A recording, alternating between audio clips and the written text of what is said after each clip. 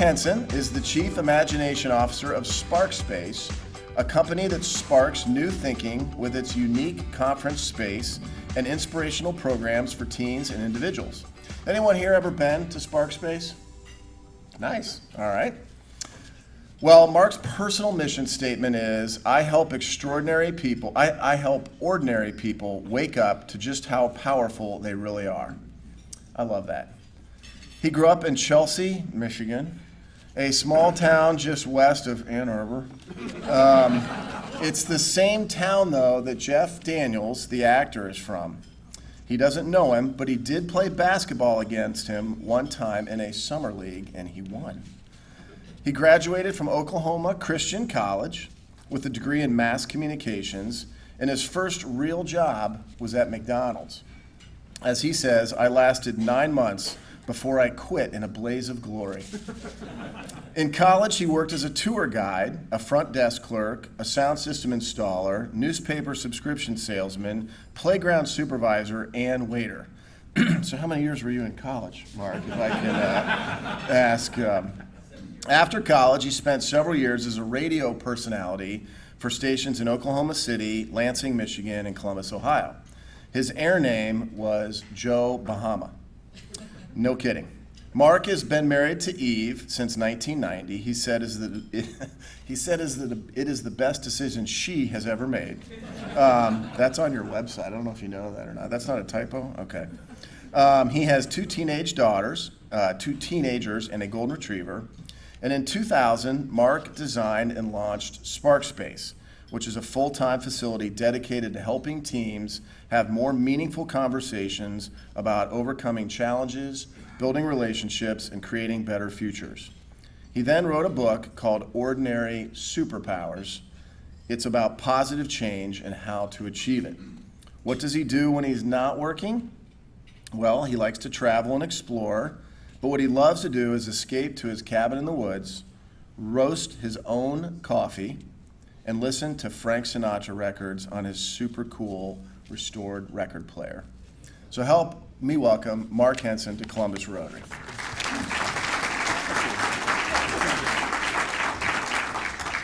They had me so nervous because they said, well, Mike is going to introduce you, and so watch out, and I was all nervous, but that was actually a really nice introduction, so thank you, Mike. It's because the TV cameras are on. I didn't really hear everything you were saying because I was formulating a retort in my head, and what dirt do I know about Mike, but I don't have a whole lot on him either, so that's good. Well, thank you for inviting me today, and you can all hear. They asked me to make sure everybody could hear in the back, so everybody can hear in the back. Yes, thumbs up, good. Yeah. For some reason, I think they think you guys need the sermon worse than anybody, so they want to make sure that you hear what I have to say. As Mike said, about a year ago, I wrote a book. I wrote this book called Ordinary Superpowers. And one of the first questions that people ask me about writing a book is, how long did it take you to write the book? I don't know why that's such an interesting question for people. But my answer to them is it took 50 years to write my first book, which is no lie. And these 2 people on the screen with me are directly responsible for the beginning, my origin story as it is of my own sort of superhero journey in life. And we all have one of those. You're on one right now, whether you know it or not. You are the hero of your own story. And I'm going to help you today, I think, a little bit. Think about some of the characteristics of a superhero that you can apply in your lives if you're not doing so. And you can also apply in your businesses as well, and your families, your communities, organizations like this. This is a little bit, I'll be honest with you, preaching to the choir. Because I heard the invocation like you did, and everything he said in the invocation is going to echo everything that I say in this presentation today, talking about how to make the world a better place, how to create peace, how to create prosperity in our lives and the lives of the people around us as well. So these 2 people, my mom and dad, Don and Marilyn Henson, are fantastic role models and superheroes in their own right. I didn't have to give them those masks. They actually have them. They wear them around the house. It's kind of embarrassing. But when I wrote my book, as soon as it came off the press, when it was delivered, the first people I delivered a book to were my mom and dad. And that's capturing that moment. I made them wear the masks, and they're good sports about everything, which is awesome. They have helped me with my own sense of humor throughout the years because they have quite a sense of humor as well. But my mom and dad, when I was a kid, when I was in first grade, they actually bought a piece of land outside of Ann Arbor.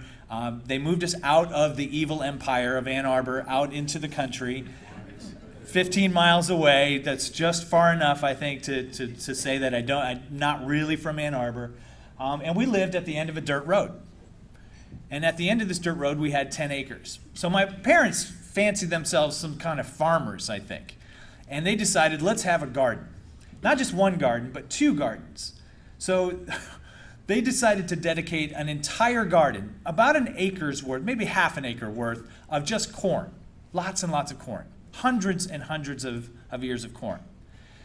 My dad inherited from his father, who is like the manliest man that ever lived, owned a trucking company. He was a manly man. He had this machete that he handed down to my dad. And my dad used to, at the end of the season, when the corn was all harvested, he would cut down the corn with this machete. That's the actual machete. My dad gave it to me last week because they're moving into a retirement village, and I took that picture yesterday. So this is the actual machete that my dad used to cut the corn down with at the end of the season. One year, when I was around 10 years old, he handed me this machete. First lesson, don't ever hand a 10-year-old a 15-inch machete. They're going to do bad things with it, I promise. I did bad things with it. Let me tell you one of the worst things that I did. That year, I cut down the machete at the end of the season because that was time, and my dad handed me the machete. He said, go forth, cut down yon cornfield, have a blast. So I did, and it was so much fun. That year, I was anybody who had ever wielded a sword that you could ever think of, the 3 Musketeers. I was anybody except for Luke Skywalker, because Luke Skywalker had not been invented yet. Luke Skywalker was invented the next year. That's when Star Wars came out. So the next summer, I got to play Luke Skywalker all summer long. I had so much fun playing Luke Skywalker. I ran through our woods. Every stick I picked up was a lightsaber. Every tree, and some of my friends even, were Darth Vader or Marty Steinhauer. Marty Steinhauer wasn't in Star Wars. He was just my best friend's older brother, who I didn't like very much. So I would pretend that he was one of the villains in my play when I was a kid as well. And so that summer, at the end of the summer, I got to cut down the corn, but this time I got to be Luke Skywalker with my 15-inch lightsaber machete, cutting down hundreds and hundreds of stalks of corn. And so I went out one day, I cut down all the corn, it was beautiful, until my dad got home. And the first thing he said to me was, we haven't harvested the corn yet. So that was a pretty traumatic year. We refer to that as the Great Jedi Corn Massacre of 1978. And it has been the butt of family jokes ever since. So when I say it took me 50 years to write the book, it's really more like 40. It was about that point on. That was kind of the origin of my superhero journey, was right around that time when I was around 10 years old. And when I wasn't playing Luke Skywalker, my superhero of choice was Batman. I loved Batman. Mostly because at one time my mom made me a black cape. So I got to wear this black cape and run around, and she made this cape and it had a little button at the top that's unsnapped really quickly in case I got caught up on a tree or something. My mom didn't want me to die playing Batman, and I thank her to this day for that because it actually happened more than once. It would get caught on something. So Batman was my superhero of choice. Kind of still is, really. He's one of my favorites, always has been. And I think the reason is because Batman, unlike a lot of other superheroes, is just that normal, everyday kind of billionaire playboy with a really cool car, just like me. And just like a lot of you, I'm sure. So we can relate to Batman. Now, I know I'm not the only one who loves superheroes. We all love superheroes, and I'm going to prove it to you here. Show of hands. We're going to turn this into a conversation here for a second. Show of hands. How many people have seen one of the Avengers movies or Iron Man, latest Avengers, one of the biggest blockbusters that have ever come out? Okay, Very cool. How about Black Panther? Great, awesome. How about Wonder Woman? Who's seen Wonder Woman? Very good. See, this is a great crowd. And then any Batman, including the really bad one with Arnold Schwarzenegger way back in the day, or Adam West. I'll even give you Adam West, all right? Rest in peace, Adam West. We lost him last year. Just to prove to you how much we love superheroes, I pulled up the most recent box office numbers. This is what these movies have made to date since they came out. Now, I am combining all Batman movies and all Avengers movies together, but you see, the Avengers has made $4.8 billion so far as a franchise. Black Panther's made $1.3 billion. Wonder Woman is just now approaching $1 billion. And Batman franchise, all the way back to the very beginning, has made $5.1 billion, making him the biggest superhero box office star of all time so far. Black Panther and the Avengers will soon probably bypass even Batman. Why do we love superheroes so much? We spend gobs of money watching them on the big screens. We sit in darkened theaters eating popcorn, spending way too much on soda, and enjoying and distracting ourselves with superheroes. So why do we do that? What is it about superheroes that we love so much? Oh, I almost forgot. Who has seen Deadpool? Okay, keep your hands up, everybody. You've seen Deadpool? Now everyone else look at the people with their hands up, because these are the sort of sick, twisted humor people in the room. I just like to point those out every time I do this. Just so you know, you probably knew that already. Oh, by the way, Deadpool has made $1.3 billion all by himself. All right, so why do we love superheroes so much? You tell me. This is not a rhetorical question, in case you're thinking ahead. You tell me, what is it we love about superheroes so much? Shout out characteristics of a superhero that you think we admire. What do we love about them so much? Super. They're super. What else? Brave. Indestructible. They fix problems. They can fly. They help people. Any others? They beat the bad guys. Justice. They fight for justice. They look pretty sweet in spandex. Nobody threw that out. So I'll throw that one in. I've kind of boiled down everything that you've said. I ask that question a lot, and I get a lot of those answers and other things. And I think they come down to 3 or 4 characteristics that we really aspire to and we really admire in superheroes. And I think it's because these 4 characteristics are the things that we really, really want more of in our own lives, in our own businesses, in our families, and in our communities. The first one is courage. Superheroes have courage, right? When do they have courage? Give me an example of a superhero courage. Overwhelming odds. When they face overwhelming odds. That seems to be the superhero story, right? They face overwhelming odds. But guess where the most courageous moment of a superhero's life is? It's not when they're fighting the supervillain. And it takes some courage to do that too. The most courageous moment of a superhero's life is when they discover they're a superhero. And then they have to decide, am I going to live into that, or am I going to hide from it? Am I going to let the world know who I really am, or am I going to just go about being average Joe or average Jane? Well, in superhero stories, they eventually step out and say, this is who I really am. I have these powers. I have these strengths. Now, I will grant you, some of them do keep an alternate identity for safety and security purposes, right?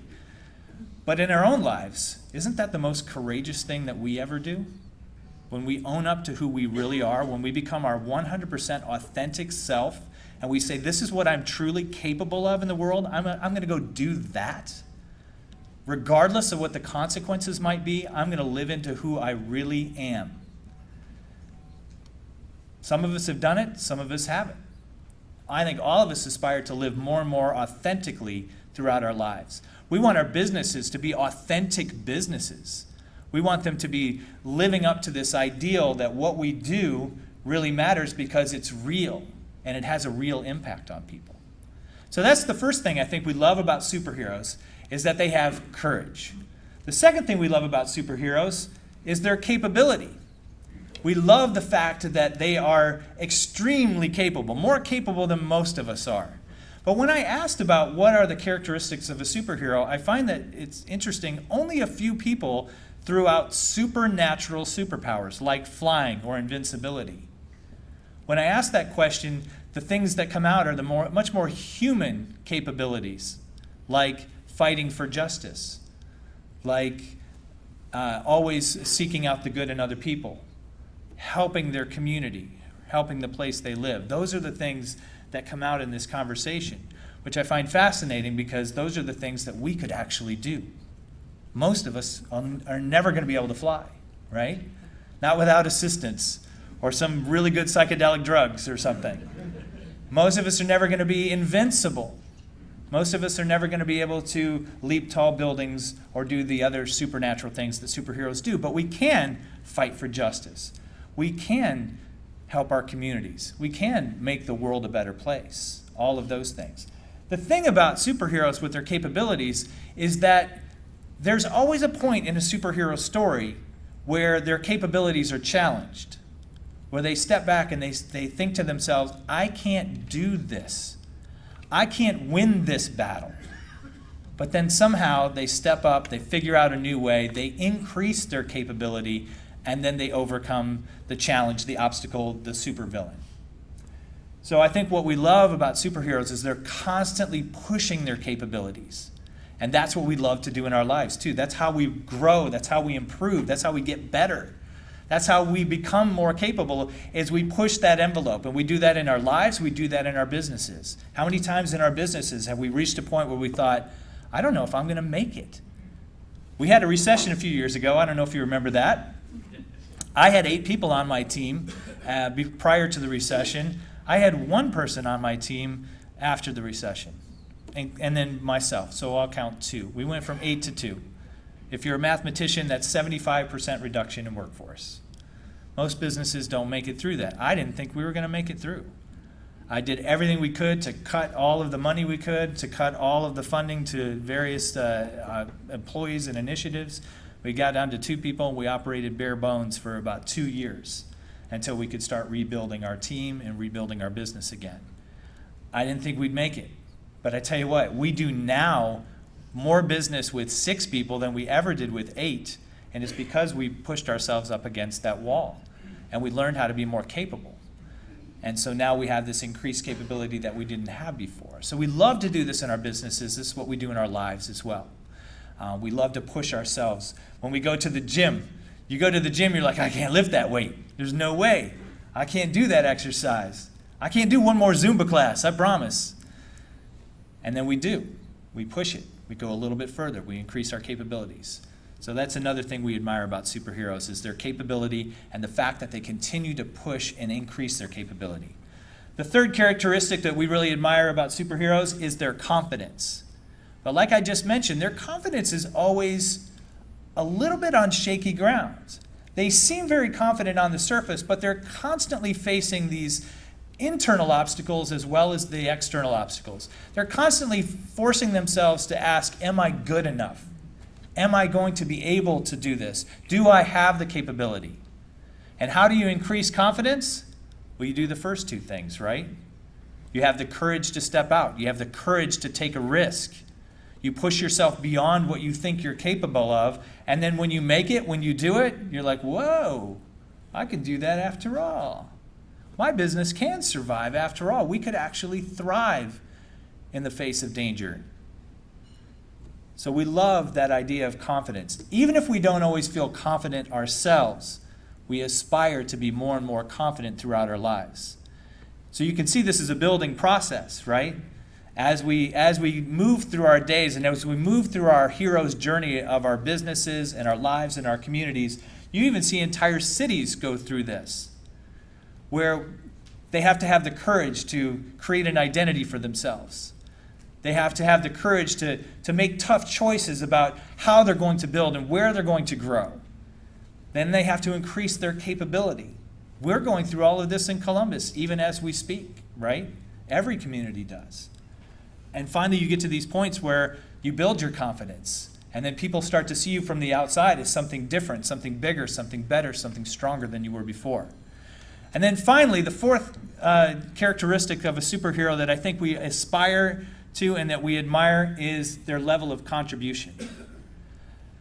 Now, this is where superheroes and supervillains tend to part ways, because supervillains tend to be courageous, they tend to have confidence, they tend to have capabilities as well, right? But they choose to use all of those things for evil instead of good.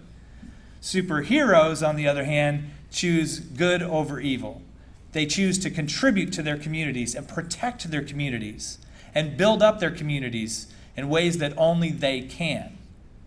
And that's one of the nice things about a superhero is they have this very identifiable set of powers that sort of sets them apart as something different, something special. And I think we all have that as well. That's why I wrote that book called Ordinary Superpowers. Let me explain just for a second what an ordinary superpower is. An ordinary superpower is a talent, ability, or a skill that you have, we all have, our own set of ordinary superpowers. It's an ability, talent, or skill that is at an elevated level in you, that is something that feels natural to you, it's something that helps other people, and it's something you love to do. It's something you get a lot of energy from. That's what an ordinary superpower is. The problem with those kind of powers are that they are so wired into us, they are so much a part of who we are, that they just feel ordinary to us. Has somebody ever pointed out a talent or ability or skill in you, complimented you on something, high-fived you on something, or thanked you for doing something that you thought was so easy, you wondered, well, can't everybody do that? That's what an ordinary superpower is. It's those powers that make a difference in the lives of other people that you don't necessarily recognize as all that super or special in yourself. So that's why I wrote a book, to help people wake up to the fact that you have these powers. And then what you need to do with those, you need to discover those, you need to learn how to articulate those powers. You need to be able to share those powers with other people so they know how to lean on you and rely on you. You need to share those powers with your teams at work so that you know how to distribute work most effectively, so that you're doing the kind of work that lights you up the most and where you have the highest level of contribution. You need to activate those powers. You need to be proactive about using them instead of always reactively using them. Our ordinary superpowers are kind of like our default operating system. It's the thing we naturally gravitate to, but we don't always proactively put into practice. So once you discover what your powers are, you can start looking for new opportunities where you could have a bigger and bigger impact on the world around you. We need to enhance our powers. Our powers are wired into us. They're things we've developed along the way, but that doesn't mean that they can't get better. I don't know. How did Tiger do yesterday? Tied for 23rd. I was out at the memorial several years ago, pre-scandal, and Tiger was out there with his coach. My dad and I went out to the practice round, and Tiger was at the top of his game, best in the world. And that year, I was just so impressed that he was out there with his coach. He took a swing, practice swing, and then his coach came over, moved his elbow over a little bit, tilted his head, shaped his body around, talked to him a little bit, and Tiger nodded his head, tried it again, did a little better. Coach kind of worked with him a little bit more. And I thought to myself, this is the best player in the world at that time. He has more talent in his putter than I have in my entire body, right? And yet he's coachable. He's accepting the coaching. He's learning how to get even better, even though he's the best in the world. So enhancing our superpowers is something we can always do.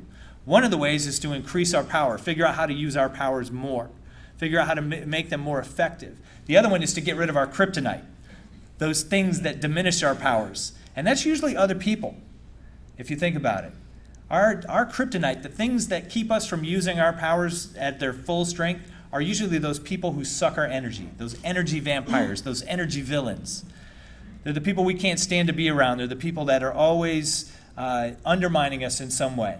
So we have to figure out how to navigate around those, navigate through those. It's not an easy task, but it's something if we want to be the most effective we can be, we have to learn how to do that. And finally, we have to learn how to multiply our powers. And that's sort of the holy grail, I guess, of a superpower, is when you learn what your power is and you know the powers of other people, and you can team up together to achieve way more than you could ever achieve on your own. They did that in superhero land. They've done it now with both DC Comics and with Marvel Comics. We have the Avengers and we have the Justice League. And together they all are able to fight evil way more effectively than any one of the superheroes can. And it's a story we can learn from too, because that's how we achieve bigger and better things in our lives as well, by partnering up with people with complementary abilities as well as people with abilities that we do not have to achieve bigger and better things. And I wanted to help you do that too. So I know I was going to throw a lot of things at you in a very short amount of time and talk about superheroes and challenge you to keep moving forward on your own journey. So you can do this. You could actually whip out your phone if you want, take a picture of this screen right here. I have a free chapter of my book. You can go there. It has 6 questions that will reveal your superpowers if you don't know what they are. So you can jot that down. That's just at markhensen.me/free chapter, or take a picture of the screen. In that, if you walk through that chapter, it will tell you everything you need to know about discovering what your ordinary superpowers are. And I do that. It's kind of weird. People say, why do you do that? Because now I don't have to buy the book. Because that's where the meat of the book is. It's actually chapter 4. But I do that because I really, really want you to discover what your powers are, to activate those powers, to enhance those powers, to multiply those powers. I want to help you on your own hero's journey, because I think that's how we build a bigger and better world, a bigger and better Columbus together. So that is yours as my gift. I will throw in one little story about contribution here at the end as well. We contribute a lot of different ways to our world around us. And sometimes they're the smallest ways that you can imagine that make the biggest difference. This past year, spring break, I went on a mission trip, my first mission trip to Mexico. My daughter and I went, and she'd been last year, and she invited me to go this year, so I went, and it's through First Community Church in Upper Arlington and Hilliard area. Some of you go, I know Mike goes there, and during the course of the week, about Wednesday, when you're starting to feel a little homesick and you're really tired, they hand deliver you these letters that people have written that they send ahead of time, and you get these letters, and then you go off to your tent and you read these letters of encouragement from your friends and family. And I got a letter from my wife, I got a letter from my daughter, got a letter from a few friends, and they were all like, hey Mark, hope you're having a great time, enjoy Mexico, we're proud of you. And that was it. I mean, even my wife, that was about as long as her letter was. And then I get this letter from Mike Sheddinger. And this letter is probably 2 pages long, telling me what a level of contribution I'm making to the lives of people I don't know, telling me how proud he is of me, even though Mike and I have been friends for a long time, but we're not like best buds or anything. We just see each other around Upper Arlington. And he took the time to write this letter that meant so much to me during that time, because I was there, I was there with my daughter, but you're there all alone. You're going through this really kind of magical, cool experience with really no one to share it with or understand what you're going through. And he wrote this level that encouraged me to a level I can't even tell you. So those little things sometimes can make the biggest difference. And you don't have to be a superhero to be able to make those kind of differences. So I thank you for that. And I saved that till now. I haven't talked to you about it because I wanted to share it publicly as a great example of how to contribute to the world around you in a small but meaningful way, to one person at a time. So thank you very much for your attention today. Really appreciate it. Don't forget to download that chapter. We do have time for questions. Oh, we have time for questions. I was about to run off, but you said we have time for questions. So any questions? Yes? You're a fully grown human now. If you could have one do-over, what would you do? If I could have one do-over, what would I do? Wow, that's a tough question. We've got the answer at this table. Do you? What is it? Andy's got it. I asked if it involved a machete. No? I actually never hurt myself other than a blister from swinging the machete. If I could do over anything, I probably would not have gotten engaged in college to somebody that it didn't work out with. Yes. So when you're in the teen center that Mike was talking about, do you use the thoughts in your book and everything to work with the teens, or how does that work? Teams, yes. The question is do we use this work, the superhero work, superpower work at Sparkspace? And yes, actually we do. We actually, first and foremost, use it with our team. It has made the biggest difference with our team to identify what everybody's true strengths are. And what I always tell people is that we have job titles and we have areas of responsibility within my business. But when we started doing this kind of work where we identified people's true superpowers, their true strengths, we stopped worrying so much about job titles and those sort of traditional roles and responsibilities, and we just started giving assignments to people based on what their strengths are, regardless of what their titles are. So we have some people that are basically operating out of their area of responsibility if you looked at their job title, but they're using their superpowers, and it works out. It works out way better than it did before, because we just had people that were doing things in their roles that they weren't necessarily suited for. And I'm the biggest example. For me, when I finally figured out what my superpowers were, I realized it was not running my business. That is not what I'm meant to do. And so I stepped out of running my business. I actually elevated somebody to run my business. She operates the thing. I just sort of step back as the visionary person, and then I get to play around with my superpowers. But she's using her superpowers to run the business. Makes all the difference. Yes? So explain a little bit how you go in with companies or your client and how you work with them, or how your service. Sure. Well, Sparkspace is sort of twofold. We have this really amazing meeting space down in the Arena District, so people can actually come and rent that like you'd rent this room or rent a hotel conference room. So they'll come in and just engage that way, just use our space. And then we also help facilitate programs like what I'm talking about here, this Ordinary Superpowers. We have a full day workshop that we offer. So we'll sit down with an entire team, help them all discover their superpowers, and then we'll talk about how do you leverage that as a team? How do you make sure that you're doing what I just said that we do on our team within your team? So those are the ways that we do that. And then if somebody approaches us with something that we don't necessarily know how to do or how to facilitate, we have a whole bunch of different people that we can draw from. So we funnel business to lots of other facilitators and consultants as well. We like to be a little hub. We like to be a resource for people. We'll even refer to another space if that's appropriate, because like even this morning before I left, there was something bigger than we could handle. So we will refer out to another facility. We have no problem doing that. I think there's abundance and there's plenty to go around for everybody. So we're always looking to expand that way. Yes? A real simple question. How do we buy your book? How do you buy the book? Thanks for asking. It's Amazon or at markhensen.me. There's a link there as well.